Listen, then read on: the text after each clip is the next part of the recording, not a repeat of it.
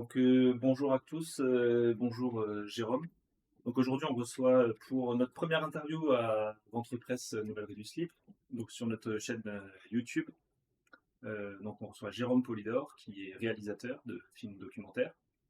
Et donc on essaie de faire la concurrence à Web 86 et à Pascal. Pascal Pano. À Pascal Pano, voilà exactement.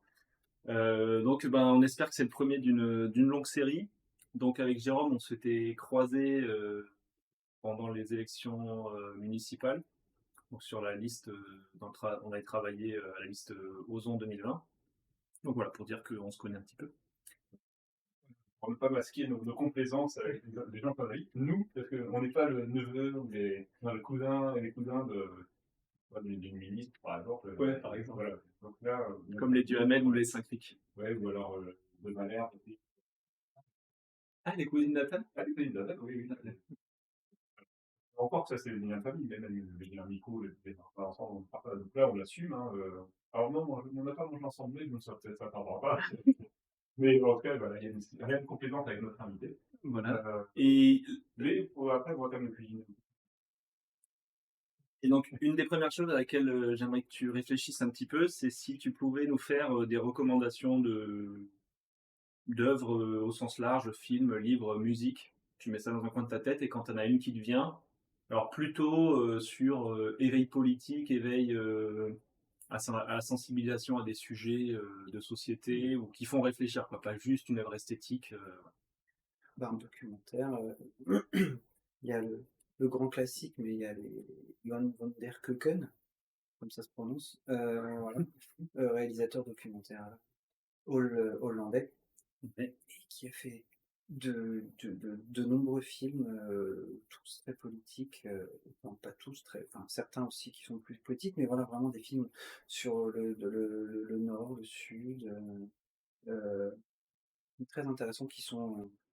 Et ce que j'aime bien chez Van der Keuken, c'est que il est, comment dire, très souvent dans ses films, il fait des effets de montage, c'est-à-dire qu'il va filmer, par exemple, je sais pas moi, les accouchements, comment comment on fait des accouchements dans les Pays-Bas dans les années 80, et en même temps comment ça se passe en Afrique. Enfin, bah, c'est un truc comme ça de mise en parallèle des situations nord-sud frontales qui sont très intéressantes.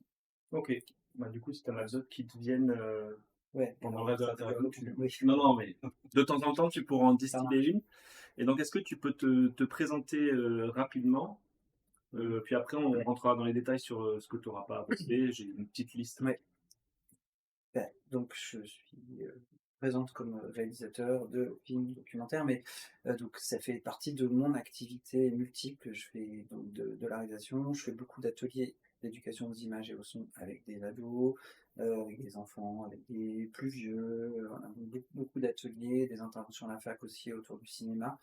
Et donc comme la majorité de mes petits camarades réalisateurs, réalisatrices, il faut cumuler beaucoup de petits métiers qui sont en lien avec notre activité, plusieurs activités pour arriver à faire, à accumuler, avoir les heures d'intermittence qu'il faut et pour arriver à avoir un salaire décent. Donc là, en tant que réalisateur, du coup, tu es sous le statut d'intermittent du spectacle. Ouais, Ok. quand je travaille, par exemple, le dernier film que j'ai fait produit, c'était le film qui s'appelait Jeunes de service sur le service civique. Donc là, c'était un film produit par France 3, euh, pour France 3, produit par une société Corpus Film qui est à Poitiers. Donc là, j'étais payé en tant qu'intermittent. Et il y a des droits d'auteur en plus aussi parfois. Mais là, par exemple, le prochain film, le film que je fais en ce moment, que je suis en train de monter sur la lutte qu'il y a eu pour la sauvegarde de la résidence autonomie et de la crèche familiale, euh, pour le moment, bah, je ne suis pas payé en tant qu'intermittent là-dessus, puisqu'il n'y a pas pour ça. Oui, alors justement, parce que là, on a peut-être sauté une étape, pour nous c'est évident, mais évident pour les gens qui écoutent, il y a peur et nous inviter déjà pour ça, explicitement, parce que tu as réalisé donc, avec Jeunes de service, mais aussi dernièrement avec le combat des documentaires politiques. Au début de la vidéo, on va pas que tu est-ce que disons qu'il y a un te connais comme camarade, est-ce que des films essentiellement politiques, est-ce que tu vas faire un statut notamment d'intermittent, tu vas faire des films par des transports, est-ce que tu vas faire par exemple un reportage sur Alors méfiez-vous des des, orchidées méfiez-vous dans des des gens qui sont formés au cinéma animalier parce que c'est quelqu'un qui est intervenant et qui a été formé à Minigoutte, l'école de cinéma ornithologique, qui a réalisé le film sur les bassines, hein, récemment. D'accord. Donc faites Deux attention. gens Voilà, ils sont aussi des gens. c'est peut-être un Ouais. exemple de Non, non, mais oui, la fiction peut-être. j'ai fait de la fiction, mais enfin voilà, moi ce qui m'intéresse, c'est de faire des films qui parlent de politique, de la société. Donc effectivement, euh, ce qui part, en fait, souvent, je trouve que comme il y a souvent comme point de départ de mes films des trucs qui me mettent en colère. C'est un bon moteur pour faire des films, pour pas lâcher l'affaire, pour aller jusqu'au bout. Voilà. Donc effectivement, le service civique, c'est quelque chose. J'ai assisté et participé à un certain nombre de choses autour du service civique qui m'avaient un peu mis en colère, donc j'avais envie de faire un film là-dessus. Et pour pour ce qui s'est passé l'année dernière, donc, c'est-à-dire l'annonce de la fermeture de la crèche familiale et de la résidence d'Augustin. Bon, bah moi j'avais mon fils en crèche familiale et j'avais ma mère qui était dans l'une des résidences autonomie. Ça m'a un petit peu mis en colère.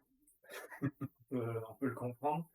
Nous, on avait fait un peu d'auto-promo, on avait fait quelques articles sur nrslip.info, donc allez vous renseigner, faites vos propres recherches, c'est très important. Et donc, est-ce que tu peux, peut-être pour les personnes qui écoutent et qui ne savent pas, préciser un peu ce que c'est le statut de l'intermittence du spectacle, comment ça fonctionne est-ce que c'est vraiment un bon statut pour ces feignasses de troubadours et de saltimbanques en Le France statut d'intermittent du spectacle, en fait c'est un statut de chômeur. C'est-à-dire qu'on a un an pour réaliser 507 heures de travail, qui correspond à 3 mois pleins de travail, 35 heures. Et si on arrive à cumuler ces 507 heures, on a le droit à une année d'indemnité chômage, d'allocation de retour à l'emploi, à un taux qui aurait été calculé en fonction du nombre d'heures que nous avons travaillé et du taux journalier. Voilà, pour être précis, ça concerne les artistes et les techniciens. Plus précisément, je me permets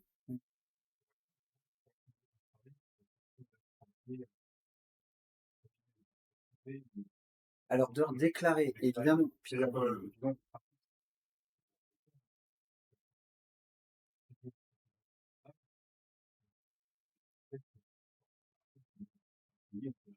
qui justifie ce statut. Pour donner un exemple, sur mon dernier film, pour le film que j'avais fait, qui était diffusé sur France 3, je crois que j'ai dû avoir près de 70 jours de tournage.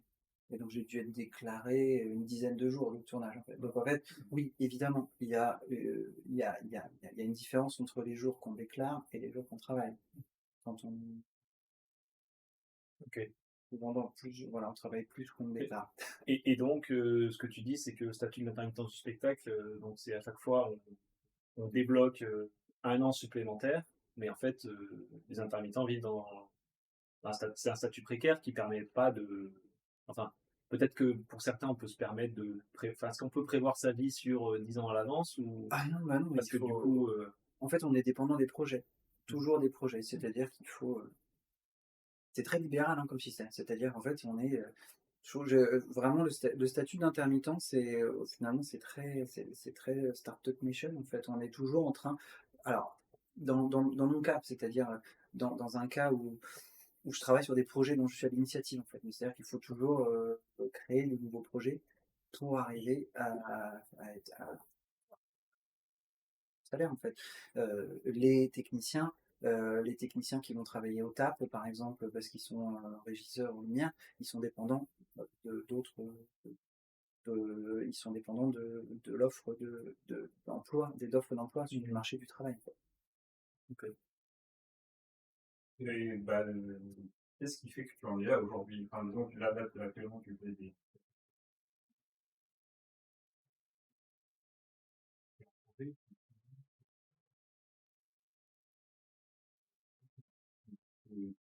enfin, par où ça a commencé? Moi, j'ai À 15 ans, quand tu avais 15 ans, tu faire des films. alors, je me suis dit que j'allais faire des films quand j'avais 15 ans, mais le premier film, politique que j'ai fait, en fait, c'était, c'était en 2000, en en 2001, j'avais, 20 ans et je me suis retrouvé il y a eu 2001-2002, Le Pen au 2e tour de la présidentielle. Je me suis retrouvé dans ces grandes manifs à Paris en me disant: «Oh là là, c'est pas possible», et donc il y a eu une espèce de mouvement de politisation. Je fais partie de cette gé on les gens qui se politisent, c'est souvent associé à des mouvements, en fait, voilà. Ouais. Donc, voilà. La génération 2002, OK. voilà. Et donc je me suis intéressé à plein de choses et en fait j'ai fait des 1 films, en fait depuis le début, j'ai une double activité d'éducation aux images. J'ai travaillé pendant 15 ans dans une association à Pantin, donc on faisait des films avec des gens, de Seine-Saint-Denis. J'ai accompagné plein de films aussi sur des sujets politiques et donc aussi des fictions, des films d'atelier, voilà, j'ai toujours eu ça et puis à côté des films que je produisais de manière associative, en fait. Donc mon premier film, comme ça s'appelait, La double face de la monnaie. Voilà, c'est un film qui circule encore parfois, encore des projections. C'est un film donc qui montrait, qui essaie d'expliquer comment fonctionne le système monétaire, en prenant l'exemple des monnaies complémentaires, en fait. Voilà, c'était le premier film OK. qu'on a fait, avec un camarade, à l'époque, Vincent Gaillard, et voilà, on a entièrement autoproduit ça avec un défi jeune. À l'époque, c'était l'État qui donnait des gens, qui pouvaient donner 6 000 €, 7 000 € à des gens en disant: «Tenez, allez faire ce que vous voulez avec». Voilà. Ça n'existe plus, hein, maintenant. Maintenant, on les met au garde à vous, en chantant la Marseillaise, avec les mêmes lignes budgétaires. Et alors du coup, justement, tu parles il y a des gens qui diffusent encore, parfois. Tes films, ton travail, on peut le voir, facilement? Il est accessible, ou est-ce que La c'est plupart de mes films, ils sont sur YouTube. OK. Voilà, parce qu'en fait, en gros, il y a, sur la manière dont on a diffusé nos films, on était une association qui, en fait, le modèle économique, c'était on sortait un film, on faisait des diffusions en cinéma, puis en DVD, et tout ça, ça permettait de générer, sur chaque film, on arrivait à générer entre 5 et 10 000 € qui nous permettaient de financer le film suivant, en fait. Voilà. OK. Bon, vous n'êtes pas sans savoir que le DVD n'est plus le média le plus tendance du moment, et donc en fait maintenant, pour des petites structures associatives de production, c'est assez compliqué parce qu'en fait tout ce qui est VOD, ça rapporte pas une thune. Ouais. Heu et la diffusion sur YouTube, bon, bah, ça fait quelques vues et puis en fait, c'est que les films finalement sont noyés dans un tel flux Mmh. d'images qu'il y avait ce principe d'éditorialisation, pardon, qu'il pouvait y avoir avec le DVD, qui était repris dans des librairies militantes, dans des catalogues, et cetera, qui permettait aux gens qui cherchaient des films comme ceux qu'on faisait de les connaître. Mmh. Là, en fait, on est noyés. Mais voilà, on a maintenant les films, donc si vous voulez, il y a certains films qu'on peut voir, qui sont en VOD sur Limited Plongée, par exemple. Voilà, si on a envie de payer, on peut aussi les trouver gratuitement sur YouTube. OK. Et donc en fait, ce qu'on dit, c'est qu'à partir du moment où les films a en gros fini de sa circulation, qui a rapporté un peu d'argent, on les met en libre accès, parce que le but c'est pas de vendre à tout prix des trucs. Une fois que le film est payé, il est Une disponible. fois que une fois que le film a en gros fini sa petite exploitation commerciale, on les met en libre accès, quoi. Et tu parles d'association, c'est que tu es affilié. C'est qu'en fait, les films que je fais, les films comme celui-là actuellement, c'est par une association qui s'appelle Lamar, en fait, Lamar, c'est un orgue, donc, site, et donc actuellement, on a une dizaine de films au catalogue. D'abord, donc tu es associé avec d'autres réalisateurs, d'autres avec Alors il y a un certain nombre, oui, c'est une association que j'ai montée, il y a plus de 20 ans avec, des camarades en région parisienne, et puis, voilà, là, disons que les gens, disons que je suis devenu le pilier. Voilà, il y a des gens, quand je suis venu habiter à Poitiers, il y a 8 ans, j'ai emmené l'association avec moi. en quelque sorte, c'est un éditeur, quoi. Ils sont, éditeurs vidéo, distributeurs cinéma, ils font sortie des films en salle, des films comme Water Makes Money, qui parlent de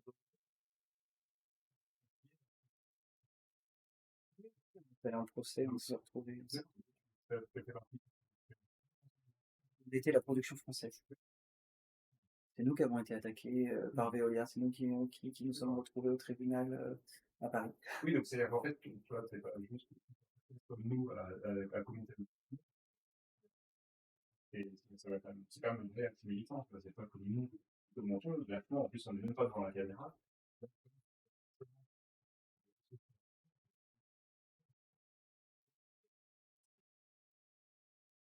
Bah, en fait, moi, mais depuis le début, en fait, on était un peu parti dans le, on était, notre point de départ un petit peu, c'était un peu bourdieusien, en fait, c'est de se dire, faisons le lien entre les gens qui savent, et puis les gens, voilà, les gens qui sont dans leurs universités, qui ont des belles idées, et puis les gens qui, comme nous, qui ont envie de les connaître, et on a voulu, c'est aussi, on a voulu au départ utiliser oui, l'audiovisuel comme un outil comment dire, d'éducation populaire, en fait. Voilà, c'est ça, quoi. C'est ça la démarche.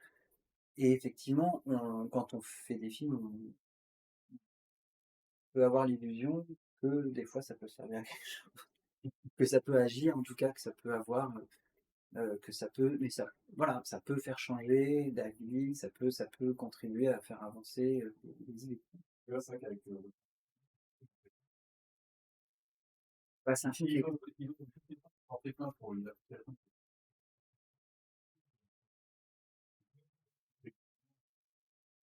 C'était une rate, on va dire ça comme ça. Ah non, mais c'était très beau. Alors, c'est ça. Là, Ils sont dit, c'était important, même vous qui avez peut-être une part. Moi,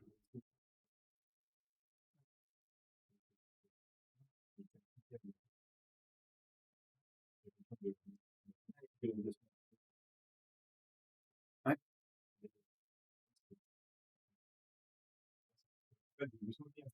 Ah, mais nous, c'était la classe, hein. Nous, franchement, c'est des mémoires. Enfin, t'as des notes, quand même. Alors, en fait, c'était produit par. Alors, pour revenir sur si tu veux, sur ce truc précisément, Watermax Money, c'était produit par deux réalisateurs allemands qu'on a rencontrés dans un festival à Lille Saint-Denis il y a longtemps, quoi. Et ils cherchaient quelqu'un pour s'associer à leur projet en France. Donc il y a une amie commune qui nous avait présenté. Et donc nous, on était la partie française. Et donc nous, on a porté la sortie en salle du film, l'édition DVD, mais le film avait aussi une version diffusée sur Arte. Mais Veolia, n'écoutant que son courage, a décidé d'attaquer contre la sortie en salle et pas contre la diffusion Arte. Ils n'ont pas attaqué Arte, ils ont fait une plainte contre X pour la sortie en salle. Bon, il y avait peut-être une centaine, alors c'était beaucoup, hein, c'était un gros truc, je sais plus, il y avait plusieurs dizaines de salles qui sortaient le film en même temps, mais le film est sorti quelques jours après la diffusion sur Arte. Donc, en fait, c'est nous qui avons été au tribunal par Arte. Le courage, quoi. Voilà. Le courage des capitalistes. Bah, après, c'était très rigolo, hein. On a fait une séance de visionnage du film dans le bureau de Daniel Mitterrand, avec Daniel Mitterrand qui s'endormait pendant le film. Parce que c'est elle qui payait les avocats. Oui, mais ça avait été un peu compliqué. Oui. Ouais, moi j'ai du coup donc originalement t'es francilien du coup, c'est ça? Non, Pas du tout. j'ai grandi au Havre.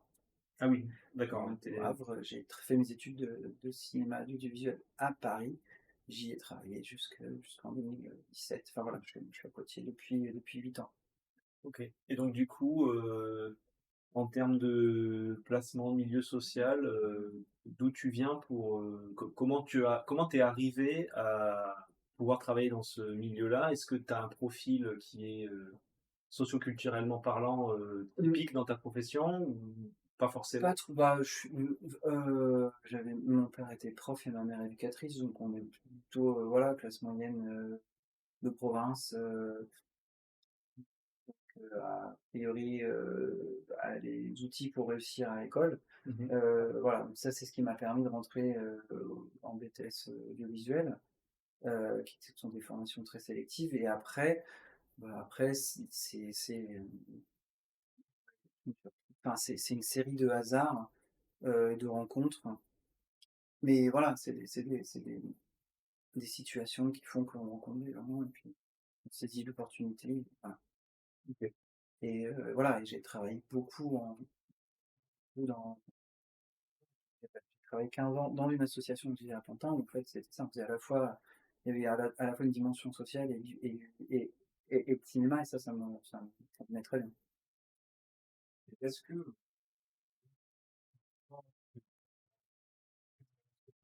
pour que tu as le choix des pour ou est-ce que tu es quand même encore obligé, je dirais, entre guillemets, de faire des films, des tournages, peut-être de la technique plus alimentaire avant, voilà, Alors non, j'avance en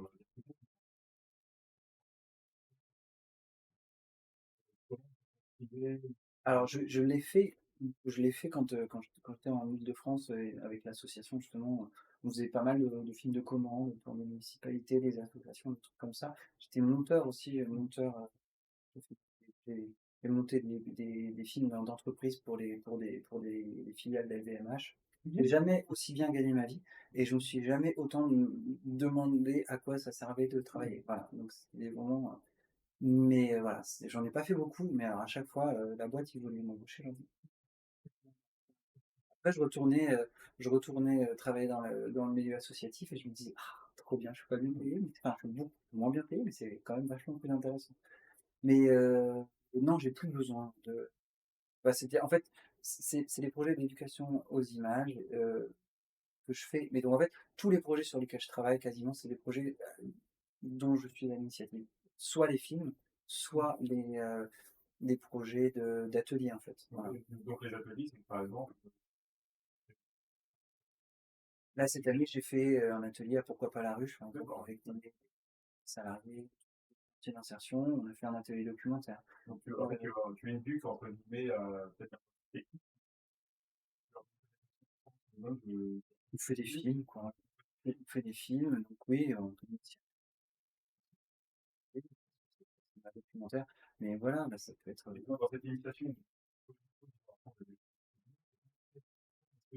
donne ce tu essaies aussi de les pousser à faire des films qui seraient un petit peu de la même, enfin, du même ton, du même esprit que ce que tu fais. Tu vois ce que je veux dire? Ah oui.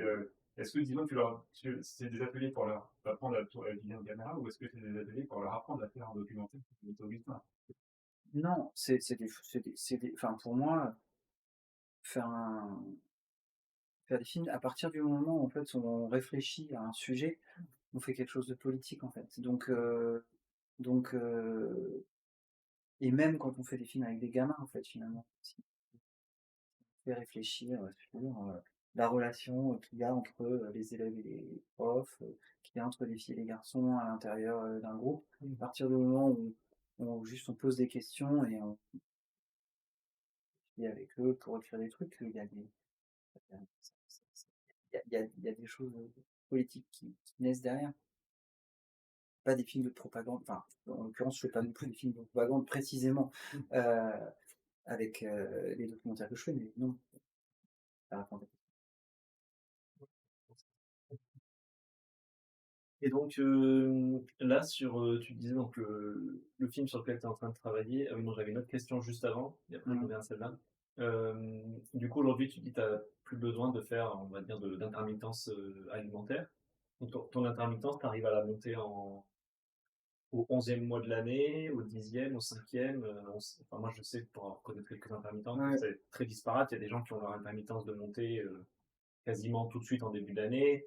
D'autres personnes, moi je connais une monteuse son qui a toutes ses commandes en septembre, et donc son intermittence c'est à chaque fois quasiment à la fin de l'année.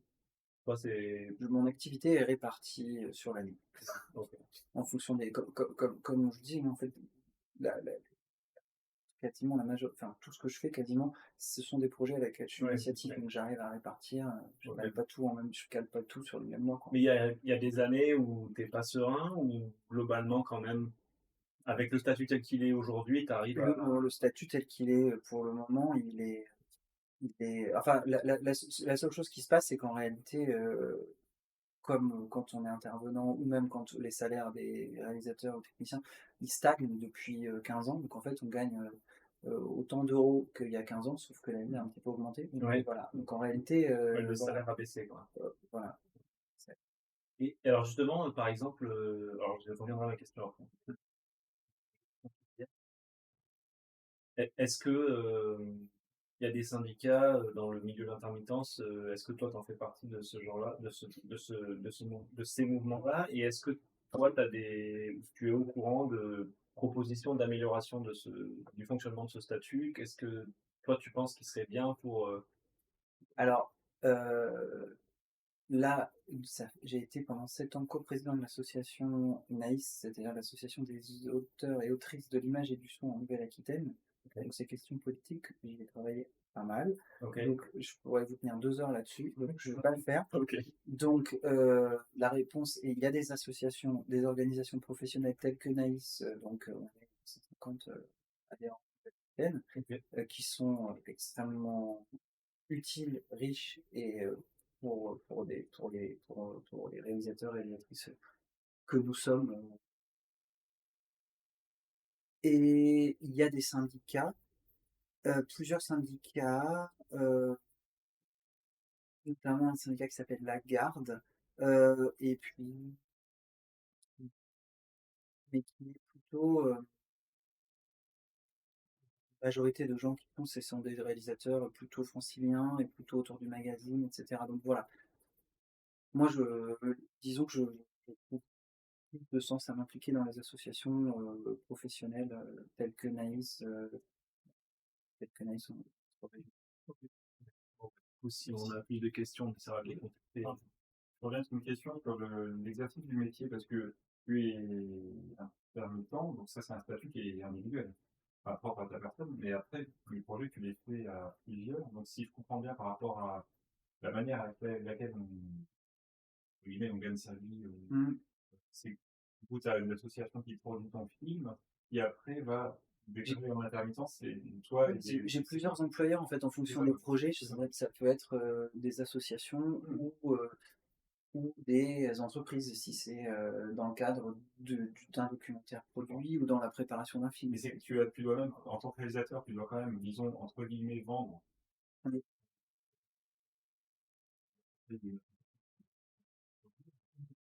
oui, Et après, cette association ou cette entreprise qui va vous payer les uns et les autres en qui attendant. facture et ensuite qui Donc redistribue c'est quand même l'argent un du statut salaire. étonnant parce que tu es à la fois salarié en tant qu'intermittent Ouais. et finalement c'est un peu comme si c'était ou Oui, parce que tu dois quand même chercher des financements, ouais, ouais, chercher à faire payer la structure avant de ouais, ouais. pouvoir faire payer tout le monde, j'imagine. Enfin toi ou tes collègues, quoi. Je Ouais, pense c'est que ça. tu travailles un côté Ouais, collectif à quelque chose. ouais. C'est quand même étonnant parce que par exemple, le statut d'intermittent, il pourrait tout à fait s'appliquer à des artistes qui ne sont pas forcément du spectacle, mais En dans fait, une des raisons pour lesquelles l'intermittence a été très souvent attaquée, mmh. c'est que l'intermittence, c'est la flexibilité, c'est avec des compensations. Mmh. Ce que les gouvernements successifs veulent, c'est de la flexibilité, mais sans droit à Oui, rien derrière, en fait.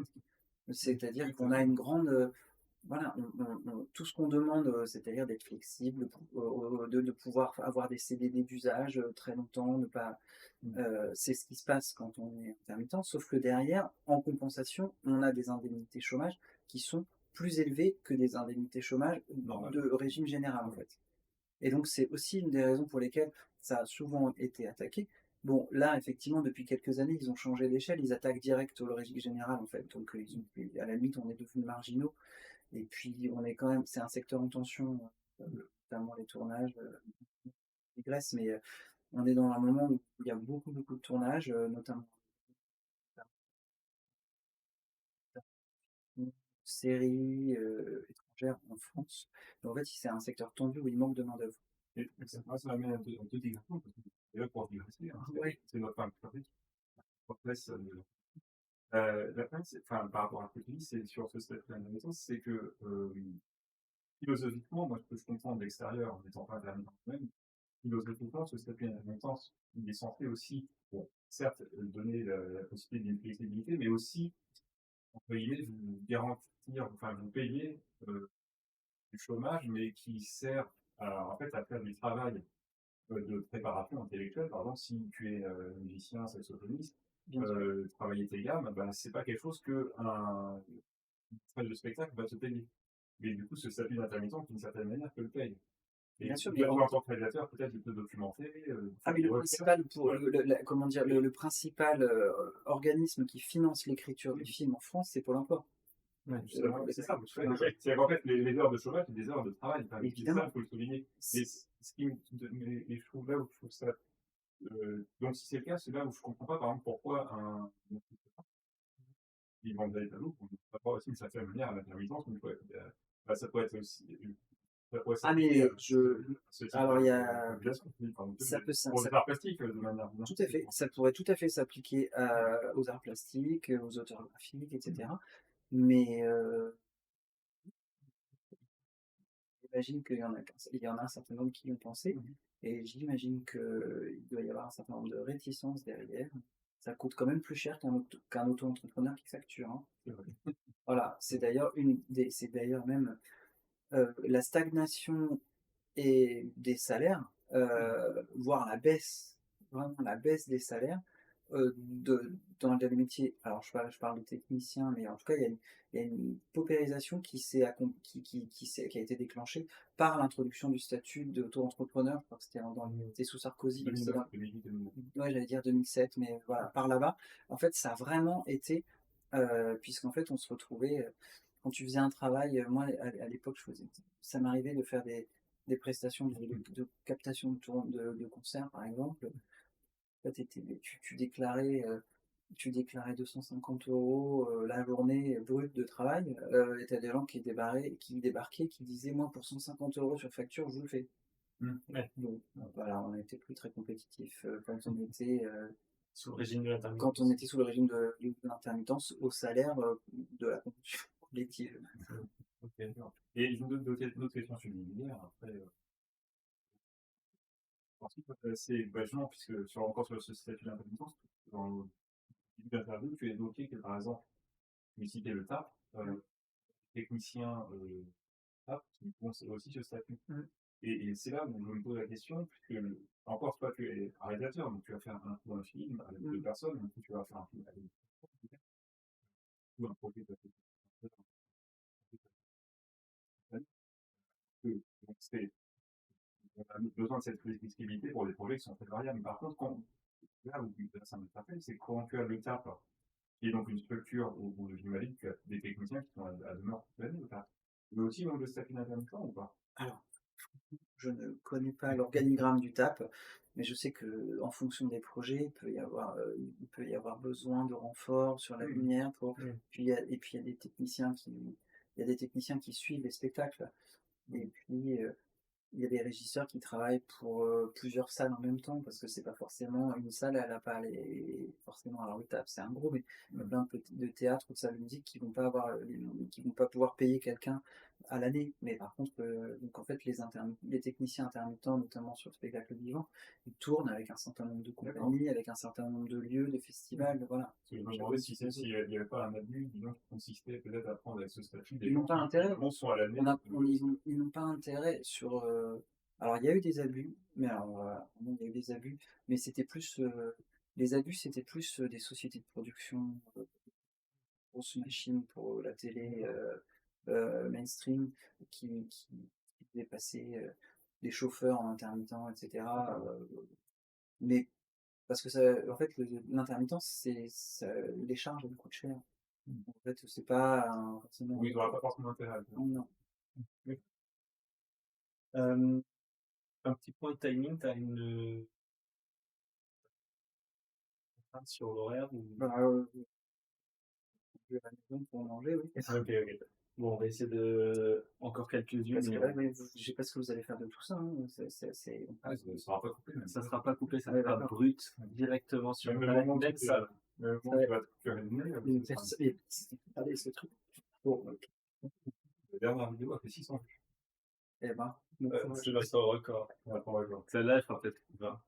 Mais c'est pas très grave.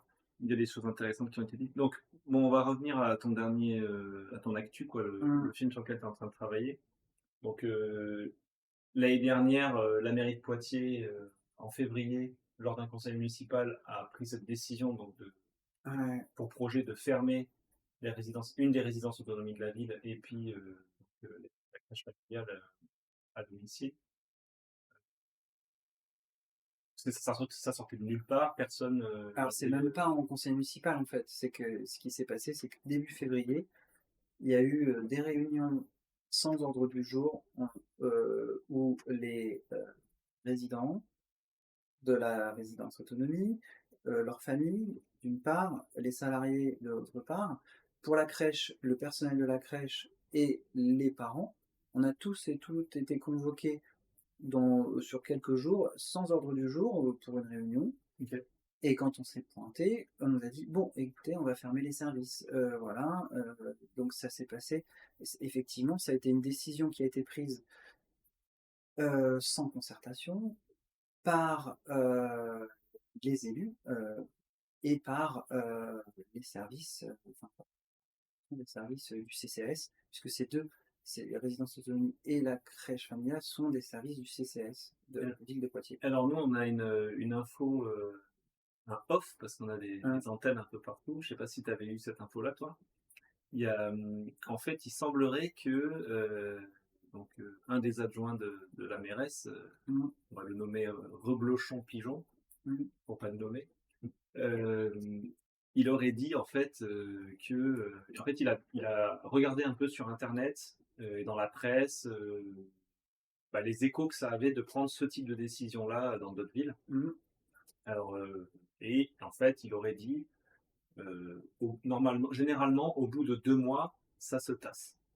Et donc, ils avaient un petit peu prémédité leur coup en se disant, bon, ça va passer, les gens, ils vont pas s'énerver. Mais l'analyse que moi j'en fais, et tu me dis si tu partages, c'est que là où ils ont pas percuté, c'est que souvent, ce genre de décisions, elles sont pas prises par la mairie. Elles vont être, on va avoir par exemple le département qui vient et qui dit, on coupe une subvention ou quelque chose, et puis eux qui disent, la mairie qui va dire, ah, on va se battre pour essayer de le sauver mmh. en faisant semblant de défendre le service. Finalement, ils le laissent fermer quand même. Mais là, je pense que là où eux, ils n'ont pas percuté, c'est que là, la décision, elle sort de nulle part, d'une mairie soi-disant de gauche, et, euh, et puis c'est leur initiative, quoi. Je pense qu'il y a une collection de maladresses, qui a été faite de la part, effectivement, des gens qui ont pris cette décision. Je pense ils ont pas du tout anticipé l'impact que ça pouvait avoir. Je pense qu'ils n'ont pas anticipé la violence de ce qui de la décision, pour les gens qui la vivaient. Alors je parle vraiment plus de la résidence, pour la résidence d'une part, et pour la crèche familiale, la violence elle était, vis-à-vis des personnels en fait, plus que des familles puisque, en crèche les enfants, 2 ans, enfin ils restent, 2-3 ans max en crèche, donc on dit donc et vu que la fermeture était annoncée 1 an et demi plus tard, finalement, on n'était pas directement concernés et c'est aussi pour ça que les parents se sont moins mobilisés, je pense. Mais donc la série de maladresses, c'est effectivement, c'est en fait, on peut pas, comment dire? Il suffit pas de dire qu'on est de gauche pour, être de gauche. Il faut faire des choses il faut appliquer des décisions qui vont dans ce sens-là et donc là, c'était une décision complètement antisociale et c'était des arguments et la violence en fait de tout ça, c'est que c'est qu'ils ont opposé des arguments comptables, gestionnaires en fait tout le long, Mm. euh, sans prendre en compte ou en prenant en compte de manière tardive les effets humains et la détresse en fait que cette euh, que cette décision entraînait. Et voilà, donc il y a ça, il y a le fait que ils n'ont vraiment pas anticipé le fait que les syndicats et les résidents, qu'il pourrait y avoir un grand mouvement ouais, de solidarité entre les syndicats, la CGT qui a quand même joué, qui a été vraiment, vraiment à fond sur la lutte en fait et qui a défendu autant les salariés que les résidents. Et puis le timing, c'est ça en plein mouvement de la réforme des retraites. C'est-à-dire où ils avaient des gens qui étaient en grève reconductible des dignités et qui aussi pouvaient venir occuper, puisqu'ils ils étaient déjà en grève pour les retraites. Oui. Ouais, qu'ils étaient motivés, il y avait un Ils étaient mouvement. motivés. Donc en fait, voilà, je pense que ça a été.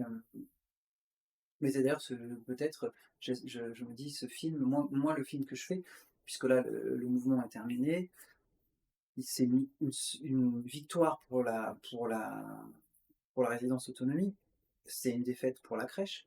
Et moi, ce qui m'intéresse toujours dans les films que je fais, ce que j'aime, je fais des films, comment dire, je fais des films comme ceux que j'aime voir. Et moi, quand j'aime voir un film, ce que j'aime en voyant un film documentaire aussi, c'est apprendre des choses que je connais pas.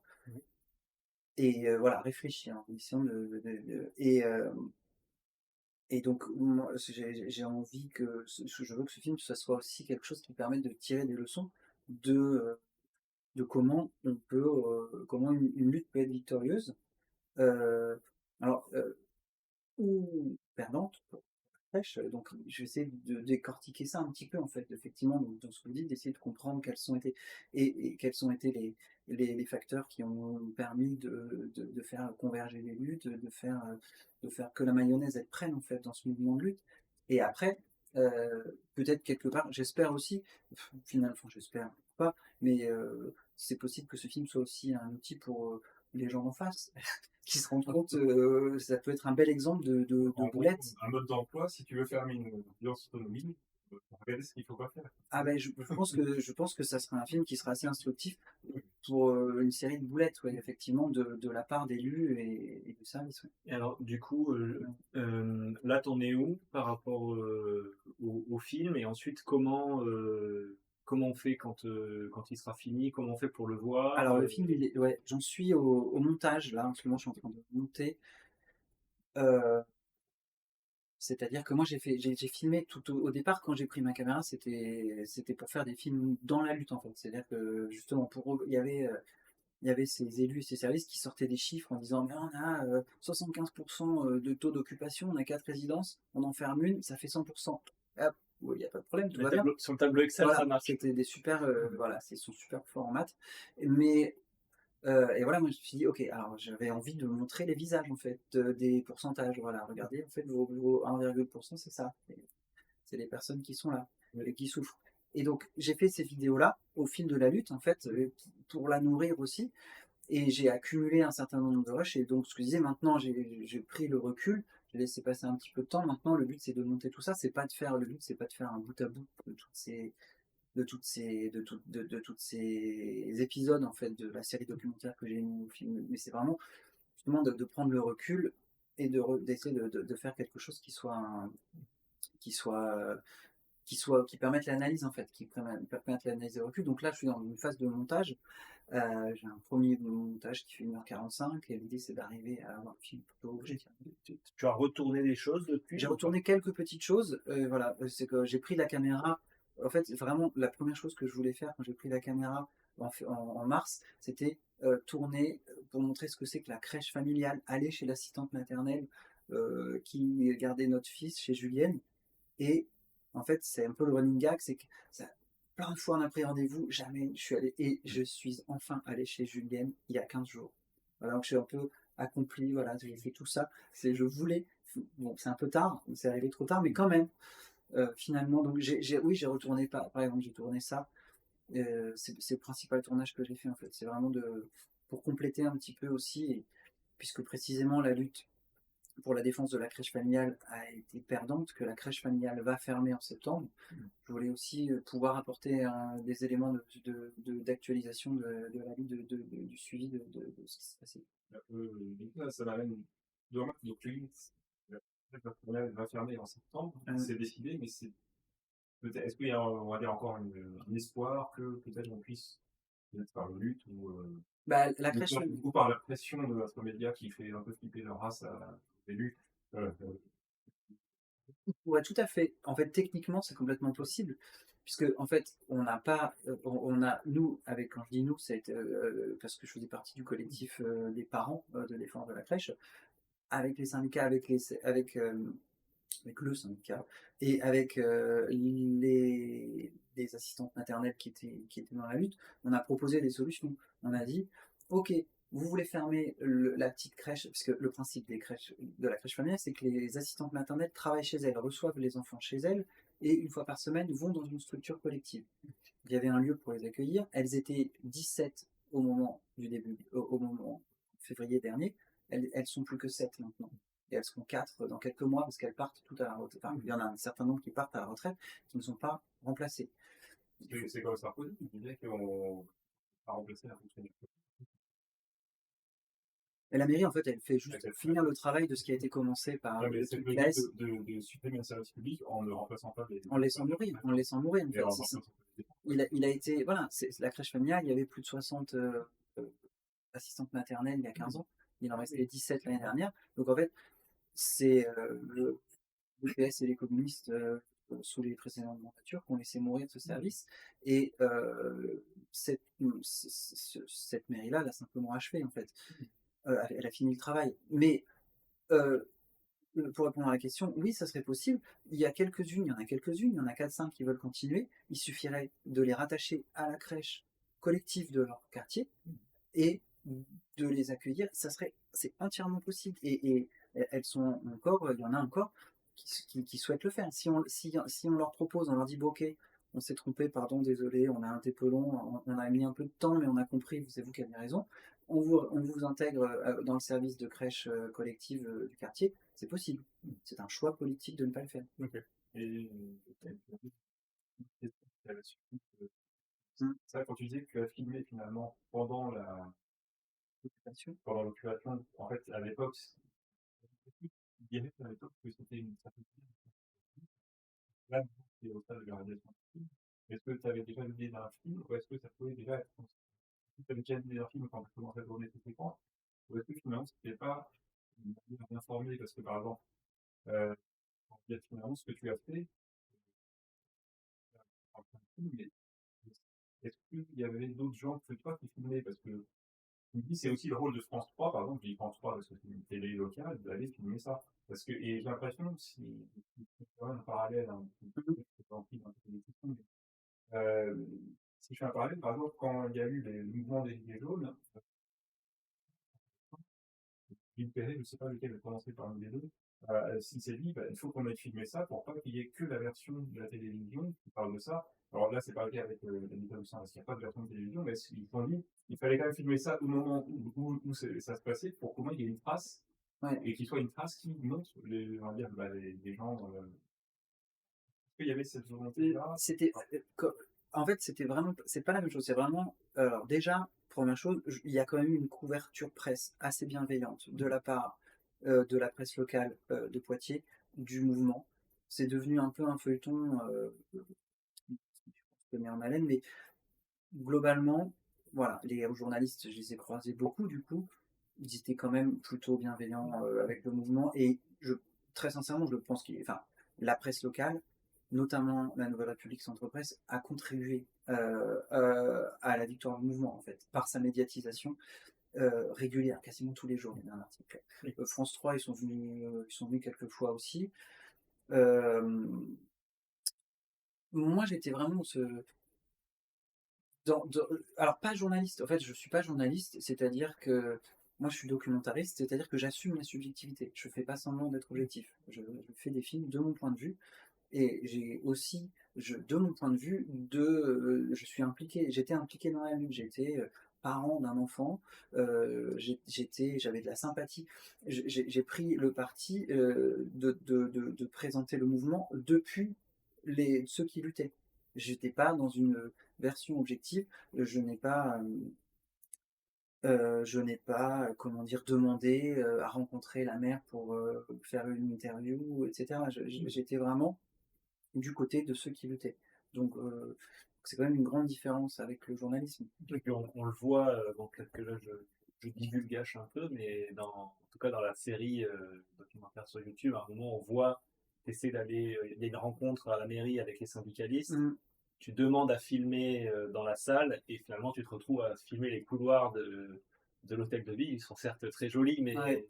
ça, moi j'ai trouvé que cette symbolique, enfin, je sais pas si c'est dans le film, mais c'est en tout cas sur la série documentaire YouTube, cette Ouais. symbolique-là, elle est hyper forte, quoi, d'un pouvoir exécutif local qui finalement refuse qu'on mette des images sur ce qui se passe, quoi.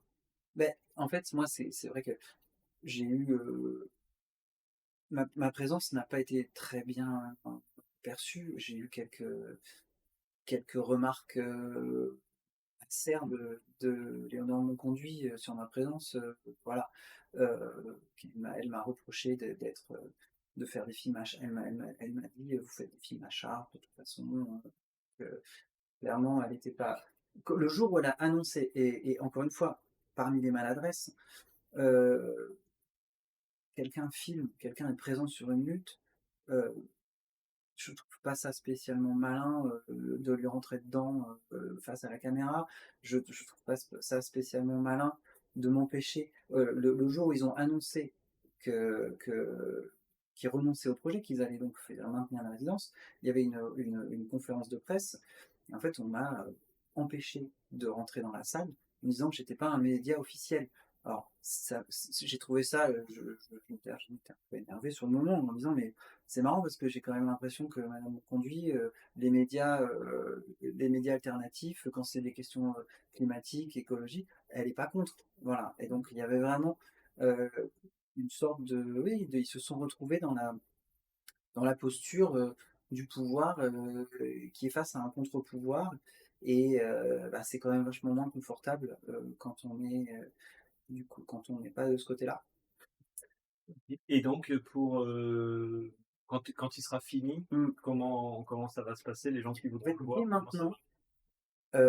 on peut dès maintenant, alors je dis «on», c'est notamment les syndicats, les associations, les organisations, peut dès maintenant, prévoir d'organiser des projections.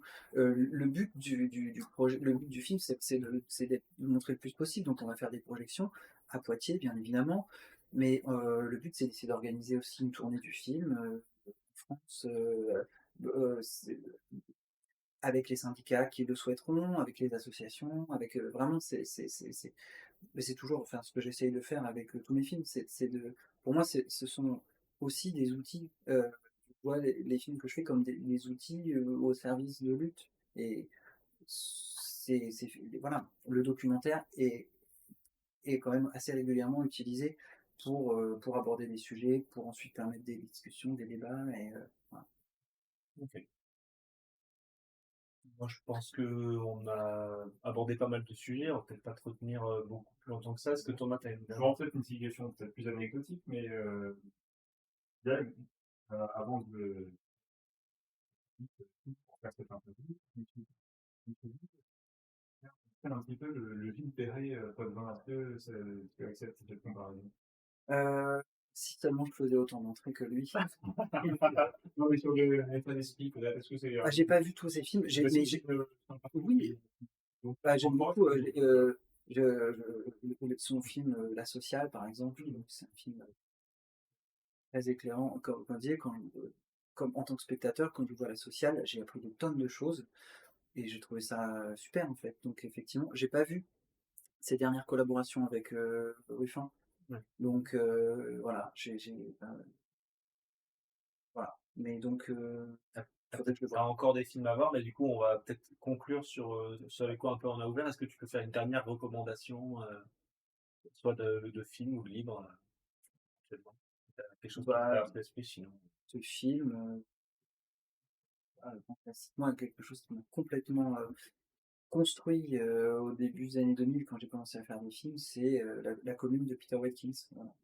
Peter Watkins, c'est un réalisateur, Watkins, Cohen, d'autres, c'est ceux qui sont piliers, en fait, dans ma formation au cinéma. OK, bah, je les mettrai dans la description de la vidéo. C'est Et plus bah politique aussi. ouais, OK. Bon, bah, merci Jérôme, je pense qu'on Merci à coupe vous. là? Allez. et moi, je me dis bien